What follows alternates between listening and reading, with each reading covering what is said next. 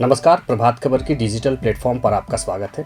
Health is wealth के आज के अंक में हम बात करेंगे रक्तदान पर। रक्तदान क्यों ज़रूरी है, आखिर में वो ब्लड बैंक हम क्यों बोलते हैं, उसकी वजह क्या है, उसकी उपयोगिता क्या है। इन तमाम बिंदुओं पर बातचीत करने के लिए आज हमने अपने स्टूडियो में आमंत्रित किया है शहर की जानी मानी जो विशेषज्ञ हैं डॉक्टर हर्षिता वैभव जी को। तो सबसे पहले चलते हैं, उनसे बातचीत करते हैं और उनका स्वागत भी करते हैं। नमस्ते मैडम। नमस्ते। सबसे पहले एक चीज़ तो ये जानना चाहेंगे कि ब्लड बैंक आखिर कहते क्यों हैं, इसकी वजह क्या है, उपयोगिता क्या है? सर, जिस तरह से बैंक हमारे यूज़ में है, हम वहाँ जाते हैं, पैसा डिपॉजिट करते हैं, वो उसको सेफली रखते हैं, जब हमें ज़रूरत होती है वो हमें देते हैं। तो बस उसी तरह ये ब्लड बैंक भी है, हमें वहाँ पे वो पैसा वहाँ पे जैसे क्रिएट नहीं कर पाते हैं, वैसे ब्लड हम क्रिएट नहीं कर सकते हैं। तो उससे भी सेव करने के लिए हमें डोनेशन की ज़रूरत है। तो उस वक्त भी हमारे यहाँ वॉलेंट्री डोनर आते हैं, वहाँ डोनेट करते हैं, हम वहाँ पे स्टोर करते हैं, चेक करते हैं और फिर जब ज़रूरत होती है तो हम उसे रिलीज़ करते हैं। तो बस वह बैंक वाला ही यहाँ भी हिसाब किताब है, आप देते हैं और लेते हैं। जी मैडम, ये ब्लड बैंक को लेकर के लोगों में बड़ा वो रहता है कि खून देना लोगों के लिए बड़ा संशय और बड़ा डर वाला बात होता है। लेकिन एक चीज़ और जानना चाहेंगे कि लोगों में ब्लड बैंक को लेकर के भ्रम क्यों है और क्या ये भ्रम को तोड़ नहीं सकते हम लोग? सर, ब्लड डोनेशन एक्चुअली ये बहुत ही पॉजिटिव इफेक्ट है हमारे बॉडी के लिए, पर है कि एक बार थोड़ा सा हाथ कटा, 1-2 ड्रॉप देख के हम बचपन से ही वो डर जाते हैं, खून निकल गया। तो वही चीज़ है क्या, हमारे बड़े होते तक वो डर हमारे साथ ग्रो कर गया है। तो इसीलिए उस चीज़ का डर है, लेकिन ऐसा कुछ भी नहीं है। ब्लड डोनेशन करना हमारे हेल्थ के लिए बहुत बेनिफिशियल है। सबसे पहले है कि आपका जब आप ब्लड डोनेशन करने आते हैं तो आपका रूटीन चेकअप होता है। उस चेकअप में बहुत सारे चीज़ हैं जो आपके बाहर आ जाते हैं और उस पर आप prevention is always better than cure. तो आप क्या है कि कुछ भी चीज़ आपको इनिशियली पता चल रहा तो आप उस पर ध्यान दे सकते हैं और कोई बड़ा मेजर प्रॉब्लम आने से पहले हम उसको रोक सकते हैं। तो उसके लिए कि जब आप आते हैं तो कई बार होता है कि कुछ डोनर हमारे डिफर हो जाते हैं, उनका हेमोग्लोबिन ज़्यादा है। तो हेमोग्लोबिन ज़्यादा ये नॉर्मल बात नहीं है। अगर हेमोग्लोबिन ज़्यादा है इसका मतलब है आयरन ओवरलोड आप में ज़्यादा हो रहा है। तो कोई भी प्रॉब्लम में बॉडी में अचानक नहीं होता, वो छोटा छोटा साइन सिम्टम्स देता है। तो अगर आयरन ओवरलोड हो रहा है इसका मतलब है आपका फैटी लिवर हो रहा है, या फिर आपका जो फैटी लिवर है, कार्डियक में कोई प्रॉब्लम आ रहा है। तो इन सब चीज़ों पे हम फिर उस पर जाके उनके स्पेशलिस्ट से बात करते हैं और जो भी है हम इनिशियली उस पर वर्क करना शुरू करते हैं। जी मैडम, ये तो आपने बताया कि वो रूटीन जांच, कौन सी रूटीन जांच होती है? सर, वहाँ पे जब आते हैं सबसे पहले हम वेट देखते हैं, वेट हो गया, उस पल्स, बीपी, टेम्परेचर क्या है नहीं है। उसके बाद जब वहाँ जाना फिजिकली हम ये देख लिए, वहाँ पे जाने के बाद फिर हम आयरन देखते हैं, ये हेमोग्लोबिन देखते हैं। 12.5 से अगर कम है तो नहीं लेते हैं, 12.5 से ज़्यादा है तो हम नहीं लेते हैं। अच्छा।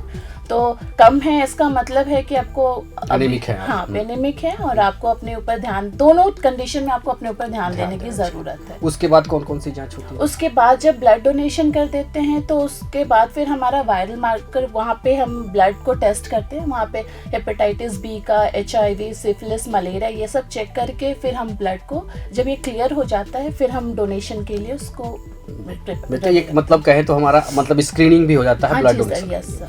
एक चीज़ और मैडम आपको जानना चाहेंगे कि ब्लड जो है कितने दिनों पर हम लोगों को देना चाहिए, डोनेशन करना चाहिए, और उसके लिए उसके फ़ायदे क्या हैं? ये तो हमारा बॉडी है, हमारे बॉडी में एडल्ट में एवरेज 5 लीटर्स ब्लड, अगर आप इसमें 350 ml दे भी देते हैं तो बहुत मेजर प्रॉब्लम होने वाला नहीं है। आप प्रॉपर डाइट ले रहे हैं, अगर आप हाइड्रेशन मेंटेन कर रहे हैं तो उसमें कोई प्रॉब्लम नहीं है। ये 2-3 दिन में बिल्कुल नॉर्मल हो जाता है। ब्लड डोनेशन करने के बाद भी आप अपना नॉर्मल काम, ड्यूटी बिल्कुल अच्छे से कर सकते हैं। और ये हम जो करने का है, ये जो 18 ईयर्स से ऊपर बच्चे हैं वो, और 65 ईयर्स तक में हम लेते हैं। मतलब 18 से नीचे वाले बच्चों को हम लोग नहीं लेते हैं। और कितने अंतराल पे करते हैं? जैसे 3 मंथ्स के गैप में लेते हैं। 3 मंथ्स के गैप में। अच्छा, एक चीज़ और जानना चाहेंगे कि ये जो ब्लड डोनेशन के लिए अवेयरनेस प्रोग्राम जो चलाया जाता है, उसके बावजूद भी मैम लोग उतना आते क्यों नहीं हैं? मतलब क्या कारण है? हम ये देखते हैं कि कैंप लगाया तो 1-2 ब्लड मिला।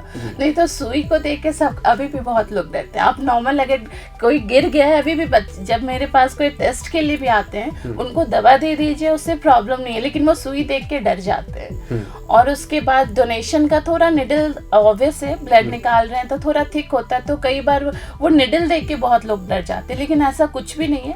फ्रैक्शन ऑफ सेकंड का वो पेन होता है, उसके बाद कहीं भी नहीं। लेकिन आप जब ब्लड डोनेट करते हैं और एक बार में आप तीन जिंदगी को सेव करते हैं, तो ये एक है कि जब आप इस बारे में सोचते तो एक जो सेटिस्फैक्शन है ना, वो बहुत अच्छा लगता है। हाँ जी।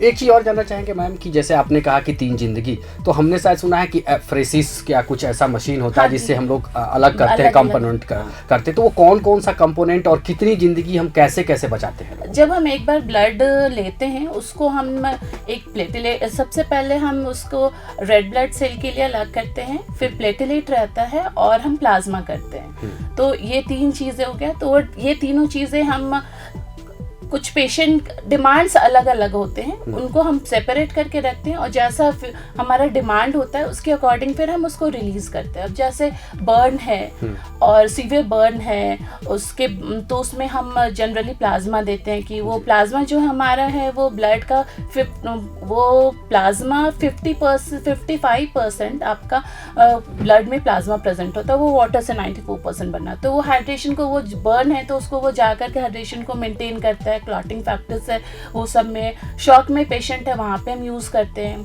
फिर जैसे प्लेटलेट है, अभी जैसे डेंगू है जी, तो डेंगू में भी प्लेटलेट का डिमांड है। प्लेटलेट क्या करता है कि जब आप हमारे बॉडी में डेंगू में प्लेटलेट उस वक्त यूज़ करते हैं जब ब्लीडिंग होना शुरू होने वाला होता है। तो डेंगू, जब प्लेटलेट हमारा लो होता है तो ब्लीडिंग का प्रॉब्लम शुरू होता है, तो इसीलिए उसको हम लोग ये ट्रांसफ्यूज करते हैं कि वो ब्लीडिंग का जो रिस्क फैक्टर है वो हमारा कम हो जाए। फिर जो आरबीसी है वो हम जो सीवियर हमारा ट्रॉमा है या एक्सीडेंट है, सर्जरी है, वहाँ पे हम फिर उसको यूज करते हैं। जी, आपने मैडम बोला कि जैसे कि डेंगू के मरीजों में प्लेटलेट्स काफ़ी कारगर होता है, तो डेंगू के मरीज को बड़ा भ्रम रहता है कि लोग डरते हैं कि अब प्लेटलेट्स चढ़ाना पड़ेगा, ठीक है, तो एक कोई मानक है क्या कि कितने, अगर आपका जो है प्लेटलेट्स अगर नीचे आ गया है तब देना चाहिए, नहीं देना चाहिए? सब 50,000 में हम करते हैं, लेकिन जनरल कंडीशन पेशेंट पे भी डिपेंड करता है। कुछ पेशेंट होते हैं कि 50-60 है, वो कहीं से उनका इंटरनल कुछ और भी उनका इश्यूज रहा हो, हेल्थ इशू, उसके कारण वो प्रेसिपिटेट कर जाता है, तो ब्लीडिंग उनकी पहले शुरू हो जाती है। कुछ यंग है, कोई प्रॉब्लम नहीं है, तो वो 30,000 तक में भी वो ब्लीड नहीं करते, पर 30,000 के पास तो रिस्क रहता है। अगर हेमरेजेस आने शुरू हो गए या कहीं से भी ब्लीडिंग दिख रहा है तो हम फिर उसको तुरंत वहाँ से स्टार्ट करते हैं। अच्छा, प्लेटलेट्स क्या मैडम ये कभी जो है संक्रामक अगर बीमारी हो जाए, माने इन्फेक्शन हो जाए, या फिर हम मौसम बदल रहा है तो अगर हम लोग सर्दी खांसी बुखार, वो भी उस अवस्था में भी कम होता है क्या? यस सर, वायरल फीवर में भी कम होता है, लेकिन आप पानी अगर हाइड्रेशन मेंटेन, वायरल फीवर में जब वायरल लोड बहुत ज़्यादा है, वायरस हमारे, तो उस वक्त वो प्लेटलेट को कम करता है। और वायरल अब जितना हाइड्रेटेड रहेंगे तो हमारा जो वायरल लोड यूरिन से वो पास आउट होता है, तो हाइड्रेशन मेंटेन है तो प्लेटलेट गिरता भी है, तो वो उतना उस फॉर्म में नहीं जाता है कि हमें फिर प्लेटलेट चढ़ाने की जरूरत, तो प्लेटलेट अपने आप बन भी जाता है। हाँ जी, वो बहुत जल्दी घटता भी है, बहुत जल्दी बढ़ता भी है। एक मैम और आपने लगातार बहुत अच्छी जानकारी हम लोगों को दे रहे हैं, हमारे दर्शकों को दे रहे हैं। एक चीज़ और जानना चाहेंगे कि ब्लड किनका हम ले सकते हैं और किनका हम नहीं ले सकते हैं, ये बाध्यता भी है शायद? हाँ जी सर, अब एक तो है कि नॉर्मल एक तो अभी सबसे कॉमन है थायराइड। थायराइड में हम जनरली पेशेंट को नहीं लेते हैं, उसके पीछे है कि थायराइड है तो एक पर्टिकुलर ऑर्गन तो है ही, फंक्शन नहीं कर रहा है, तो कुछ कंडीशंस ऐसे मैलिग्नेंसी में भी होता है, कुछ कंडीशन में हमारा थायराइड प्रॉपर फंक्शन नहीं कर रहा है, तो ये तो नॉर्मल बात है। लेकिन 1% हो सकता है कि वो किसी कुछ जो नॉर्मल डिजीज है वो नहीं हो करके कुछ अलग हो, उसके कारण है, तो हम लाइफ सेव करने की बात यहाँ कर रहे हैं, किसी की लाइफ लेने की बात नहीं कर रहे हैं। तो जहाँ पे हमारे पास रिस्क फैक्टर अगर थोड़ा सा ज़्यादा आ जाए तो हम उस चीज़ को वहीं पर डिफर कर देते हैं। डायबिटिक पेशेंट हैं, कॉमनली आज डायबिटिक बहुत है, लेकिन अगर आप कंट्रोल्ड हैं तो आप दे सकते हैं। बीपी है, बीपी में भी अगर आप मेडिसिन पे भी कंट्रोल है तो आप दे सकते हैं। प्रेगनेंसी में हम नहीं लेते हैं, लैक्टेटिंग मदर हैं उनसे हम नहीं लेते हैं। और कोई मेजर सर्जरी हुई है तो वो डिपेंड करता है किस टाइप की सर्जरी हुई है उस पे। उसमें भी कुछ सर्जरी है जिसमें हम 1 साल नहीं लेते हैं, किसी में हम परमानेंट नहीं लेते हैं। जी मैम, एक चीज़ तो अब हम लोग इस कार्यक्रम को समाप्त करने से पहले हम चाहेंगे कि एक संदेश दे एक डॉक्टर होने के नाते कि ये जो ब्लड डोनेशन जो हो रहा है, वो कैंप हो रहा है, वो बढ़े और लोग ज़्यादा से ज़्यादा डोनेशन करें। जी मैम।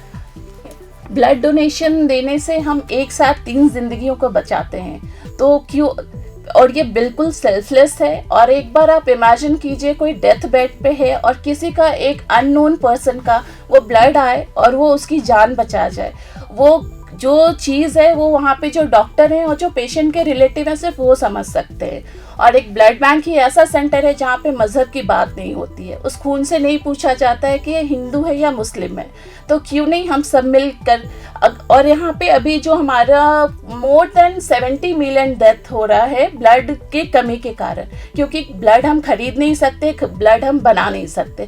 तो इसलिए प्लीज़ सबसे आपसे रिक्वेस्ट है कि आप ब्लड डोनेशन करें 3 मंथ्स के गैप में। ये आपके लिए भी अच्छा है और सोसाइटी के लिए भी। Thank you.